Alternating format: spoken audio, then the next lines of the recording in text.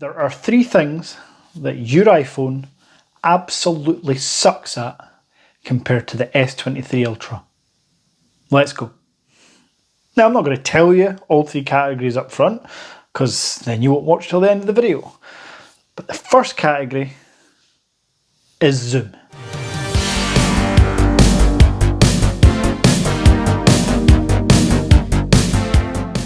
Now, when we talk about zoom, I am specifically referring to the optical zoom lens with a bit of digital zoom in there as well.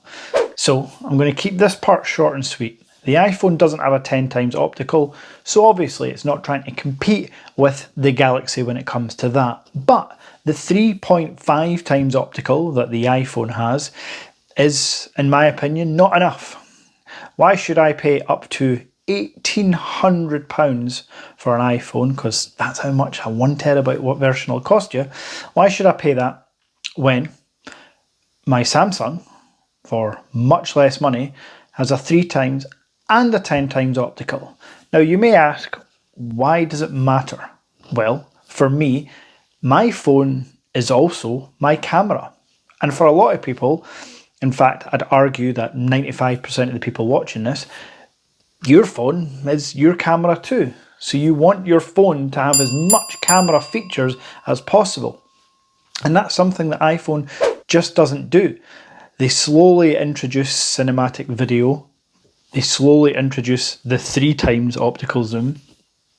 But there is absolutely no way that they cannot get a 10 times optical zoom camera in that thick phone they already have. And look at the size of the camera bump compared to the S23 Ultra.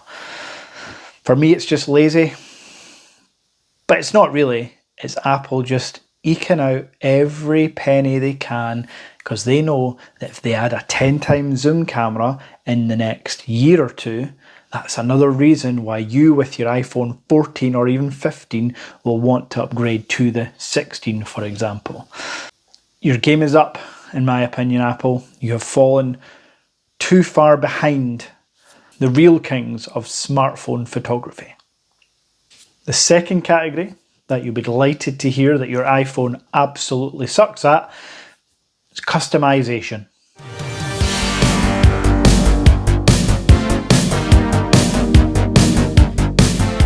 Now, customization, obviously, years ago, I would have said it's almost unfair to compare an Android phone to iOS because, well, iOS you just really can't customize.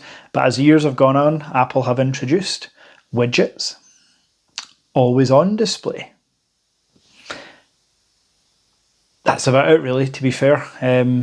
So yeah, as much as they are far behind in the zoom category, they're even further behind when it comes to customization.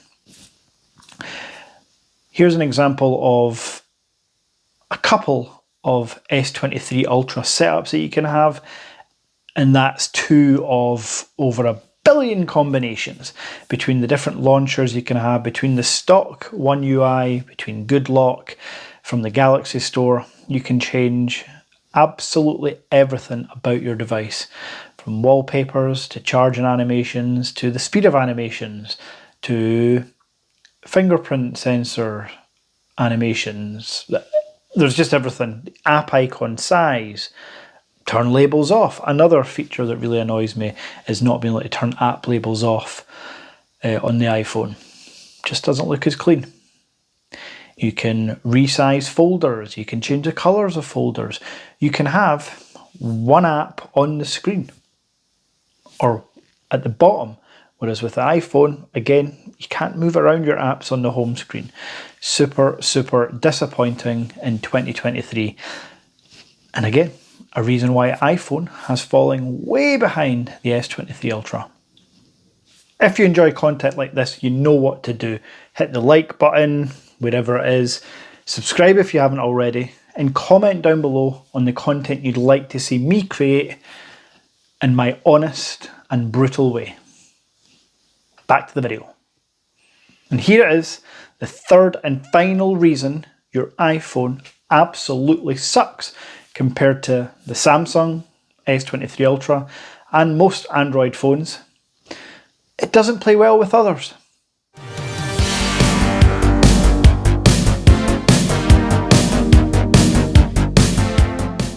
Do me a favour, turn your iPhone upside down and tell me what port you see there.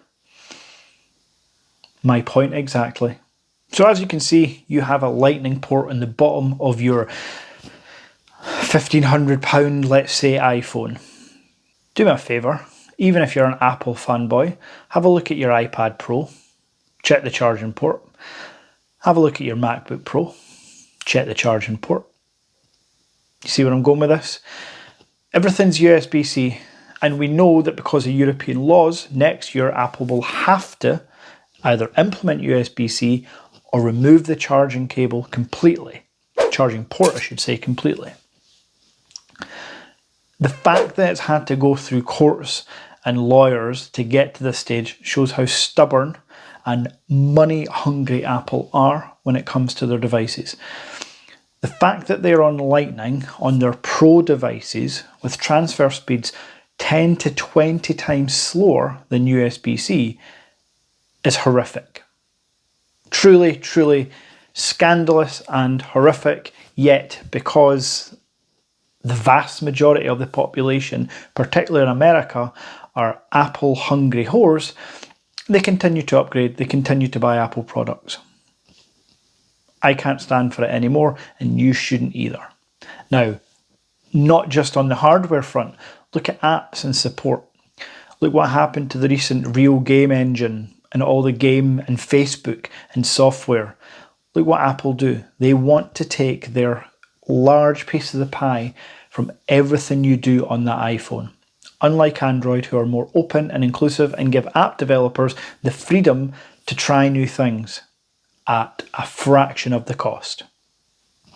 Now, while that's not always a great thing for security and privacy, that's where Samsung step up their game. That's where Android have now stepped up their game with their security and privacy app tracking, tracking your camera, who's accessing your mic, all that stuff that Apple do, but read the fine print.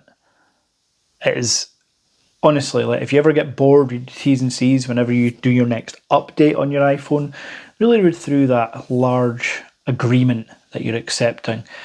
Apple are still listening, folks. Apple will still give your information to the authorities if needed.